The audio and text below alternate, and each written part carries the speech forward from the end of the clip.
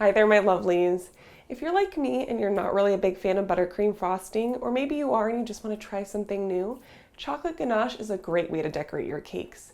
It's not that difficult, but there definitely are some tips you're going to want to learn that will make your life a lot easier. So let me show you how to do it.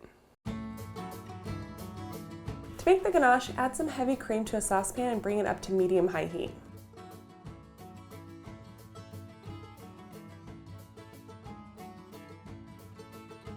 Once it comes to a simmer, add it to the chocolate. Make sure to not let your cream come to a boil.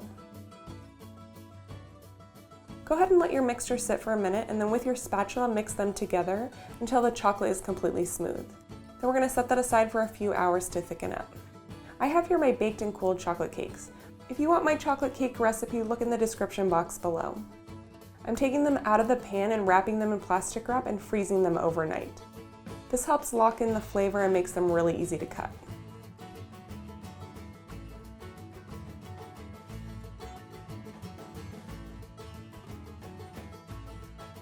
I have 2 cakes that I previously froze, so I'm going to trim off the top to make my cakes flat. You can save the top to either eat or make cake pops out of, or whatever you like. Now to slice my cakes in half, I have this nifty little cake leveling tool that I'm going to use, but if you don't have one, that's no problem. Take a ruler, measure halfway up your cake, and place a toothpick in that spot as a marker. You're going to want to put 4 or 5 all around your cake, and with a serrated knife, use the toothpicks as a guide. Okay, so I'm going to cut both of my cakes in half so I have 4 slices.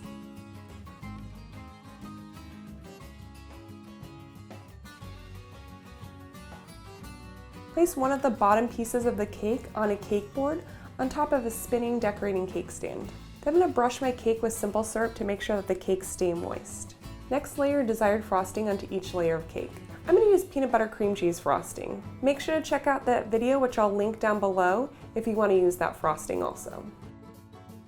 You can also just use the same ganache that we will use to coat the outside of our cake if you want. For the top layer of cake, I'm going to use what was the bottom piece of one of the cakes and place it bottom side up, so that we have a nice clean edge. Then give it a last coating of simple syrup.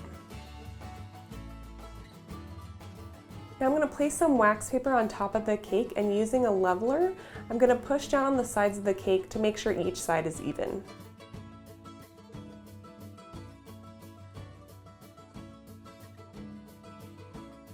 I'm taking my icing and filling in any gaps in between the layers.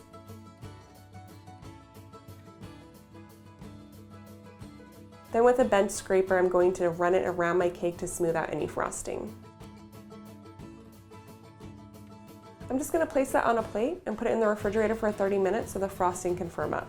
Now that my cake is firmed up, I'm going to add it back to my spinning cake stand, and it's time to add the chocolate coating.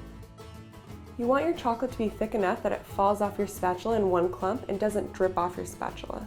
Just like this, or even a little bit firmer. So I'm scooping out a pretty generous amount onto the top of my cake, and with my offset spatula, I'm evening out the chocolate. Make sure to spread the chocolate all around. It's okay if it gets over the edges of the cake. Then with a piece of wax paper, starting at one corner of the cake and pushing down and smoothing out any bubbles, place the wax paper on top of the cake.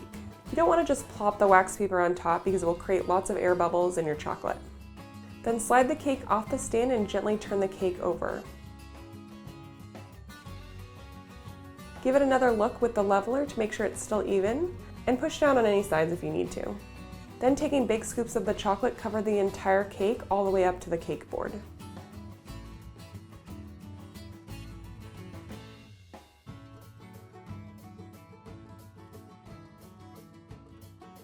Make sure that the chocolate is thick enough that it comes out all the way to the edge of the cake board. You're going to need a bench scraper that is 90-degree angle. You're going to place the bottom of the scraper directly onto the cake stand and the side against the cake board. Then you're going to drag the scraper, turning the cake stand. This will get your chocolate perfectly straight and smooth. Just scrape any excess chocolate back into the bowl. I'm going to scrape any little excess chocolate that was on the board to clean it up. Then flip that over back onto a plate and peel off the wax paper.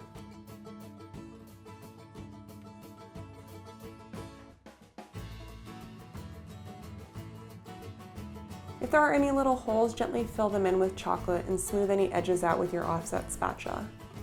You can place that in the refrigerator for another 30 minutes to completely set, and then it's ready to decorate. I hope you enjoyed this video. Make sure to check out my chocolate and peanut butter drip cake, which is linked down below, along with the full recipe for this video for ideas on how to decorate this cake. Also, don't forget to subscribe so you have full access to all of my videos. All right, I'll see you back here next week. Bye, my lovelies.